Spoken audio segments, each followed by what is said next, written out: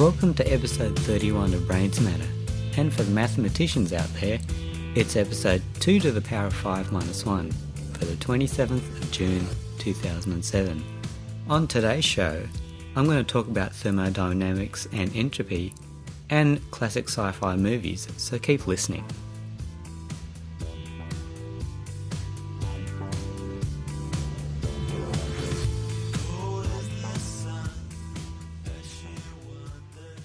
Dion Powter from Queensland in Australia wrote, "Hi Ordinary Guy, love your show.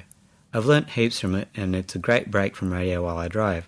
I was wondering if you could do something on the laws of thermodynamics, especially on entropy. Thanks and have a great day." I'm glad you asked, Dion. So let's get into thermodynamics. Thermodynamics is related to heat and energy. In actual fact, the laws of thermodynamics apply only to energy and heat. Some people mistakenly apply it to other areas such as biology and think the same level of rigour applies to those particular areas of study, and then they find it difficult to understand the results of measurements because they take it in the wrong context. In summary, the laws of thermodynamics state the following. The zeroth law, yes, there's a zeroth law, describes temperature. Why is it a zeroth law? Well, it was defined after the first law, but it was seen as a more fundamental law than the first law, so it was numbered 0. The first law describes conservation of energy. The second law describes the tendency towards equilibrium. And the third law talks about absolute zero, which is, of course, minus 273 degrees Celsius. Thermodynamics is the branch of science which studies the transformation of energy from one form to the other. And that's kind of like a basic summary of it. So getting on to the first law. The first law states that energy cannot be created or destroyed, and the second law states that putting energy into a system will always result in a loss in potential output. And this is why we have to buy fuel, pay for electricity and so on. If the second law didn't hold true, you'd have perpetual motion or infinite energy, which of course isn't the case. Although some people have tried to claim this in the past, usually known as snake oil salesmen. So what's entropy? Entropy, in summary, is a measure of how close a closed thermodynamic system is to equilibrium. So what's a thermodynamic system? It's an object or region of space that you can describe by quantities such as temperature, pressure, volume, and density. The second law states thermodynamic quantities, such as the ones I mentioned just now, tend to even out as time goes by, unless there's an outside influence to maintain that difference. The end of the process is called equilibrium, and as the system moves towards equilibrium, the entropy increases. So, if I'm going to go into it in detail, here's what the scientists and science books will tell you. For the zeroth law, it states that when each of two systems is in equilibrium with a third, the first two systems must be in equilibrium with each other. This shared property of equilibrium is the temperature, and that is, the amount of energy radiated out by both systems is the same. The first law states, because energy cannot be created or destroyed, with the exception of nuclear reactions, the amount of heat transferred into a system plus the amount of work done on the system must result in a corresponding increase in the internal energy of the system. Heat and work are mechanisms by which systems exchange energy in one another. So, effectively, the first law defines heat as a form of energy, and that's the layman's translation of that. The second law states entropy or disorder of an isolated system can never decrease. Therefore, when an isolated system achieves a configuration of maximum entropy, it can no longer undergo change. In other words, it has reached equilibrium. In English, what does that mean? It means that heat doesn't go from a colder body to a hotter body naturally. Work has to take place for this to happen, and that's usually convection or transfer of energy. Additionally, it's not enough to conserve energy and thus obey the first law. A machine that would deliver work while violating the second law is called a perpetual motion machine, which is what I mentioned before.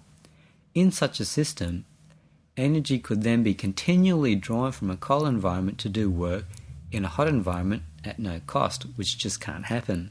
For those who misunderstand the second law and try and apply it to evolution versus creationism as an argument, there's a website that talks about this exact topic at www.secondlaw.com. That's the number 2 ndlaw.com.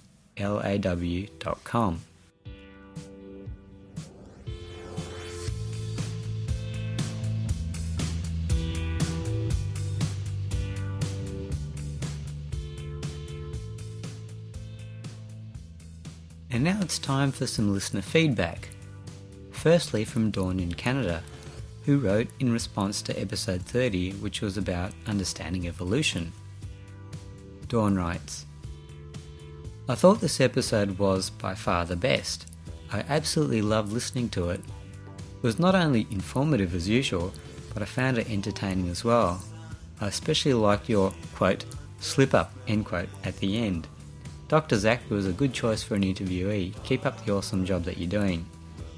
Thanks, Don. I do worry about you though. If you like my slip-up, then your sense of humour is a bit of a concern. But then again, mine's always been a concern, so perhaps the worry's misplaced. Jamie Mellon from Australia writes, Hi Ordinary Guy, Jamie here. In the famous words of Effie, oh my god, how embarrassment. And I can't do the accent, so don't poke too much fun at me at that one. You actually read my email on air. Your last show with Dr. Zachary Moore really rocked. You asked just the right questions, which shows how much you understand the subject. I'm really enjoying your podcast. Thanks so much. Keep up the good work. Jamie. Well, Jamie, you've been embarrassed again. Glad you enjoyed the last interview. I'll be sure to get more interesting interviews on the cards as time goes by.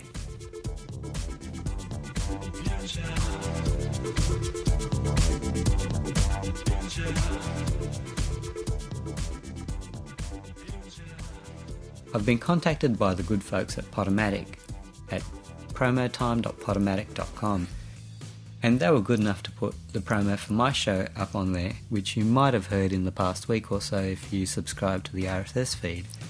And in the spirit of being sharing and caring, I'm all up for supporting my fellow podcaster, so I'll be playing a promo at times in the hope that you guys will be interested in some of the other shows that are out there in the podosphere, and hopefully, when my promo is played on their shows, they'll be interested enough in listening to my show, so it's a win-win situation. So I'd like to mention the Caffeination podcast. Paul, the host, describes it as tunes, tech, and all things caffeine. I've had a listen to the show, and I must admit I wasn't caffeinated at the time, but it was a fun show to listen to, and I'm sure you'll find that too, and you don't need to be caffeinated to enjoy it. So here's the promo. Hi, I'm Paul, the host of the Caffeination Podcast. If you're like me and you need that extra cup of coffee in the morning just to turn you human, then you need to head on over to the Caffeination Podcast. It's a twice-weekly show airing on Sunday and Wednesday nights. We've been recording live. We've been doing a whole bunch of crazy cool stuff out there. We have the best in pod-safe musical goodness. We have plenty of technology news, lots of caffeine and food-related stuff to throw in the mix as well. We take it all, swirl it around, brew it into one nice 45-minute show for you. So if you're looking for a good laid-back show with lots of great news that you can understand no matter how complex it is, then you can head on over to the Caffeination Podcast. That's www.caffeination.com. That's caffeination.com. Thanks, and stay caffeinated. Don't you love that accent? Well, I guess a lot of you out there would be used to an American accent like that, but I get a kick out of it. Good stuff, Paul. Keep it up. And for any new listeners who have tuned in courtesy of the Caffeination Podcast, a big welcome to you all. Did you know that it's the 25th anniversary of the great 1982 sci-fi movie Blade Runner? Well, if you didn't, now you do. Blade Runner was based on the novel Do Androids Dream of Electric Sheep by Philip K. Dick. Phil Dick also wrote We Can Remember It For You Wholesale, which was turned into a movie called Total Recall. He also wrote Minority Report, which was also made into a movie. A Scanner Darkly, which was made into a weird semi-animated movie with Keanu Reeves, which is weird enough, and a new upcoming movie called Next, which is based on his novel The Golden Man. Blade Runner starred Harrison Ford at the height of his fame as Rick Deckard, the central character of the film. A Blade Runner was a policeman whose job it was to kill, or what they called retire, because they weren't biological creatures, to retire replicants, which were a type of android. I won't go into the plot of the film too much for the sake of those of you who haven't seen the film, and if you haven't seen the movie, go see it. For those who have seen the movie and didn't like it, watch it again and think about the humanity aspects of it. Too many people walk in thinking it's a heavy sci-fi, but the fundamental question in the movie is, what is a human? If you put it in that context, it gives you a very different experience. Here's a quote from the movie, from Rutger Hauer acting as the replicant Roy Batty, just before he dies after a cat and mouse chase with Deckard. I've seen things you people wouldn't believe. Attack ships on fire off the shoulder of Orion. I watched sea beams glitter in the dark near the 10-house gate.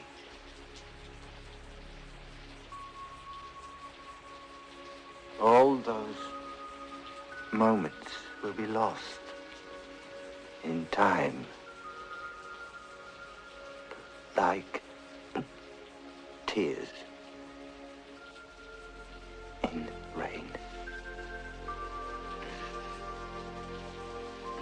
Time to die.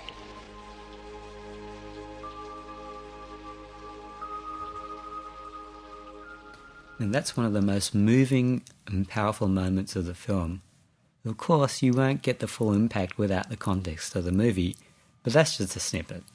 The amazing thing is that Rutger Hauer improvised on the script by David Peoples. He did it almost impromptu. Fantastic stuff. One thing fans of the movie must do, though, is to read the book. It's very different to the film, even though it's got the same premise. And a bit of trivia for you about the movie. There were 6 versions of the movie. That's right, 6. I've only seen 2 of them though, and I'm only a third of the way through. So I've got 4 more to go, so if you have all versions of the movie, I'm very jealous of you. For the fans of Battlestar Galactica, Edward James Olmos acts as Gaff in the movie. Who's Edward James Olmos? He acts as Commander Adama in the new Galactica series. To my mind, Blade Runner is one of the 3 most important sci-fi movies ever made.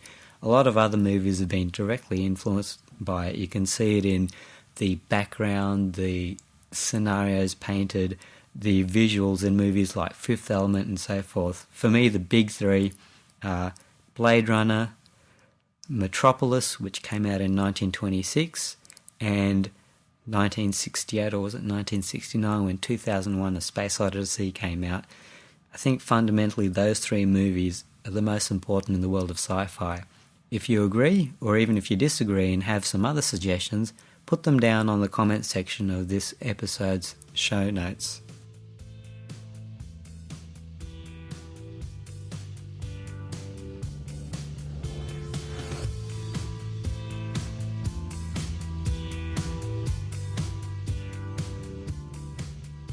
And now it's time for Pin of the Episode. Today's Pin of the Episode goes to Richard Eves from Wagga Wagga in New South Wales in Australia. And if you want to be mentioned on air, or if you want me to mention one of your mates, put down a pin with your name or the name of your victim on the Frapper map, which you can find on the Brains Matter website. I'll leave you with a quote from Robert Frost. The brain is a wonderful organ. It starts working the moment you get up in the morning and doesn't stop until you get into the office. Bye for now.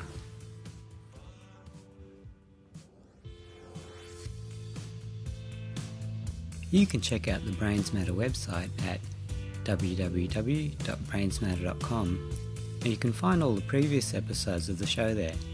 Just click on the podcast link on the right hand side and choose whichever episode takes your fancy. There's also some other information on the website, so check it out. If you have any comments, or suggestions, feel free to leave a message on this episode's entry at the website, or send me an email at mail@brainsmatter.com. You can find the podcast in iTunes or by subscribing manually via the link on the website. Please vote for the podcast in Podcast Alley. There are links on the site, and don't forget to vote every month since the votes reset each month. If you want to support the show, please go to the Support the Show link on the website. You can make a donation via the PayPal link on the website or buy a book through one of the Amazon links there. The theme music, Future, is performed by Cut Copy and comes courtesy of Glen Goetz from Modular Records. Bye for now.